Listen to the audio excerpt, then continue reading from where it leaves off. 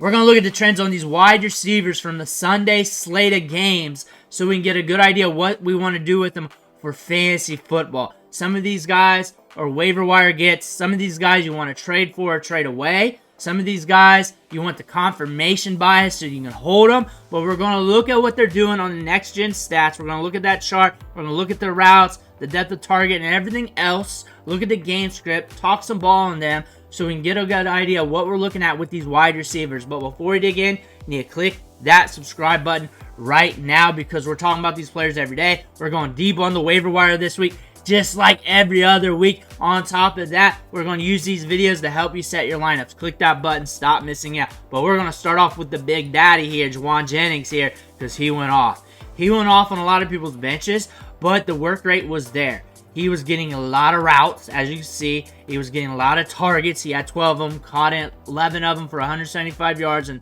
3 touchdowns.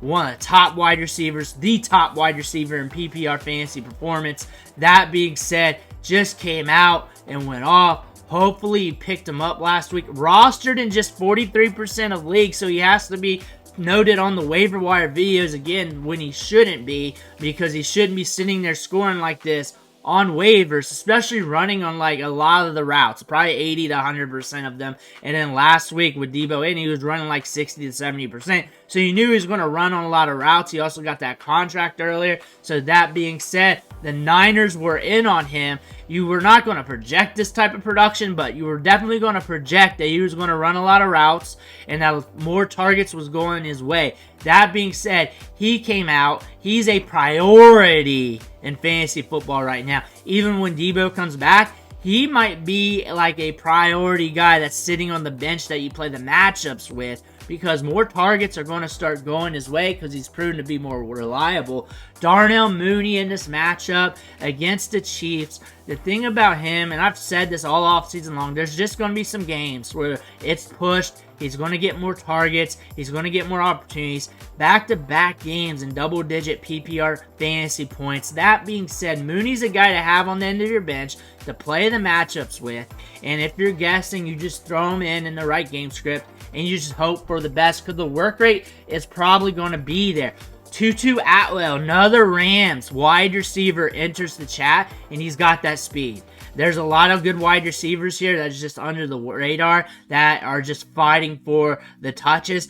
The wide receiver room right now is like when you go to the zoo and you got breadcrumbs or seed or whatever and you throw it out in the water and all the fish come up. That's what these wide receivers are doing right now from week to week, targets for targets. Demarcus Robinson is probably going to be the safest bet every week because he's going to get the consistent targets. They're going to be deeper. Tutu Atwell, upside play. Jordan Whittington, a long-term upside play due to the unknown talent and him looking good in training camp. And then also, Tyler Johnston's going to get volume that could lead to touchdowns. However, I don't like his average depth of target. I've been noting this all along. He's been getting an 8 out of like 4 or less in a lot of these games, which really hampers the upside. Tutu Atwell's got speed to burn. He can surprise you here and there in the right matchups. Diontae Johnston got his work, and it took Andy Dalton to do so. Bryce Young was hampering him really bad, but we blew up, and I figured he would blow up in this offense. He was looking good in training camp. You create separation, and the thing is, you look at him, a lot of routes over the middle, some posts, some drags. We'll run some mesh probably. We also got the deep shot over there. 14 targets, 8 catches, 122 yards. I expect to have a few more wide receiver 1 performances out of him this year and a bunch of wide receiver 2 weeks out of him. Marvin Harrison Jr., more work. He also measured in at over 20 miles per hour on one of his catches. 11 targets, 5 catches, 64 yards, 1 touchdown. We're getting volume. We're getting opportunity. He's looking good. He's looking like a generational talent. A lot of people down on him after one game, after that matchup against Buffalo. That Buffalo game script was very weird, but people overreacted on one game. Already calling him bust, already calling him slow, already saying he can't run routes. Now we're coming back. In the last 2 games, we get 19 total targets. Now we're looking at DeAndre Hopkins. It looks like we're back to getting volume here, and it's going all over the place, which is good to see. He's still good. He's older, so he's going to get banged up, out of the lineup. Maybe some games where it's a little bit slower than not, but he's still a very good wide receiver. 6 balls got, 73 yards, 1 touchdown. Now you're looking at him as a matchup play or a guy you're fighting with the other wide receivers in your lineup to see if you can start week to week, and it's probably going to be up in the air. Really going to depend on Will Levis and the game script. The thing is, that's going to make it really hard to want to start him due to that, but he's going to produce in some games like he did last week. Courtland Sutton's getting volume. This was the second game with double-digit targets. He gets targets downfield. He's very consistent with that. It's not always going to convert to fantasy production, but Bo Nix is getting better week by week, snap by snap. And it's slower, but it's happening. Looked good against the Bucs. The game script went their way. But Courtland Sutton, if you want to bank on something, it may not be every week, but a lot of weeks he's going to get a lot of volume, which could lead to fantasy production. Quentin Johnston scored another touchdown here. It was against busted coverage, but when you're running a lot of routes and you're getting opportunities doing that, eventually targets are going to go to your way, and eventually you're going to be in situations where the coverage busts. So the fact that he's been playing well, allowing to get him more routes on the field compared to last year, allowed him to get in these opportunities where he could see busted coverage and catch the ball. Some people noted, oh, it's just against busted coverage. It was, but he played well last week.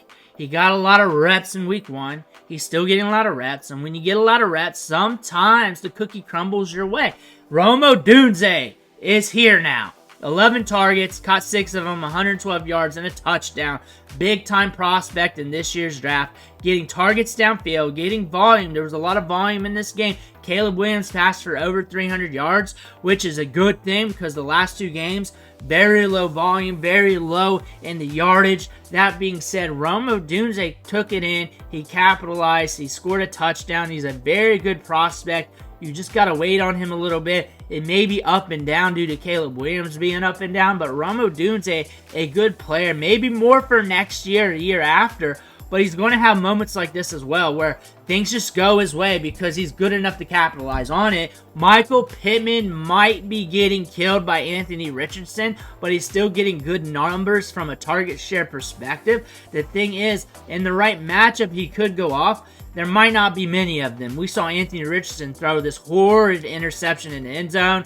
His completion rates have been horrible. And the thing is, Michael Pittman is a good wide receiver just rotting away in this offense. And this is an offense that's got some good wide receiver weapons from the top to the bottom. And it's just rotting right now. There's some opportunity with the deep ball here. But again, Michael Pittman's game is to keep the chains moving, get you a little bit downfield, and just be that good wide receiver 1.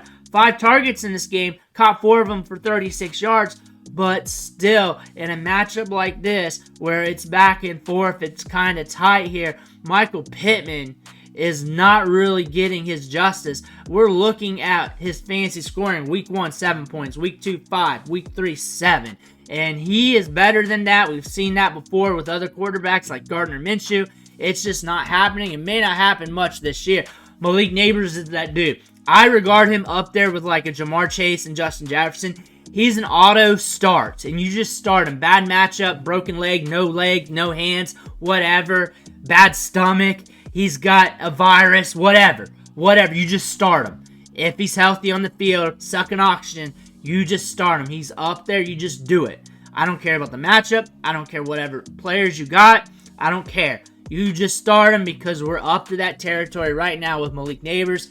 He just gets targets. He gets volume and opportunity. There is going to be a game here and there that rolls bad. Same thing for Justin Jefferson, Jamar Chase.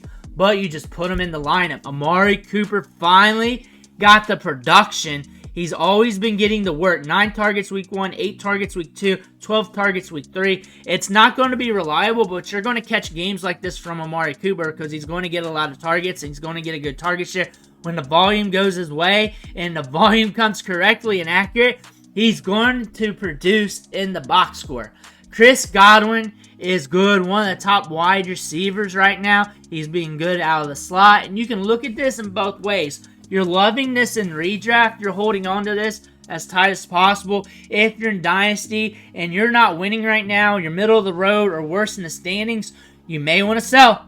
You got an older wide receiver that's going to drop in value this offseason, and you got him on the upswing. Maybe you can get some picks and a prospect. Maybe you can get something out of that from one of the top teams in your league. See what can come back at you.